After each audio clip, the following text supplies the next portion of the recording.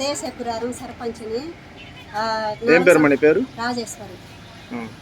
4 సంవత్సరాలు అయింది సర్పంచ్ని అయ్యి. కానీ నేనేం సంతకాలు నా చేత పెట్టుకోకుండా ఆ అబ్బాయి సంతకాలు పెట్టుకొని ఆ అబ్బాయి బిల్లులన్నీ తీసుకోవటం, సంతకాలు పెట్టుకోవటం, నన్ను దేనికి పిలిచటం లేదు. దేనికి నన్ను అసలు నేననేది అసలు లేకుండా ఆ అబ్బాయే చేసుకుంటున్నాను. మేకల రవణయ్య.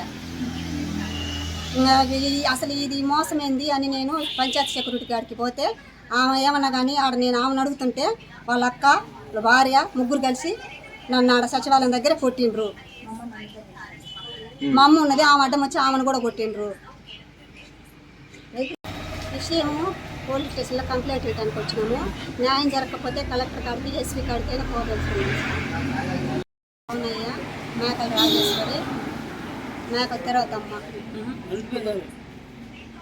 పోయినాము, వచ్చినా నా ఇంటికలు పట్టుకున్నది. మమ్మల్ని కొట్టిందని మా బిడ్డ వచ్చి ఆయనని కొట్టిండ్రు, రైకించిండ్రు. ముగ్గురు వచ్చి. ఎవరు ముగ్గురు? వాళ్ళే, మేకల రవణయ్య, రాజేశ్వరి, తిరుపతమ్మ. దేనికి కొట్టారు వాళ్ళు మిమ్మల్ని?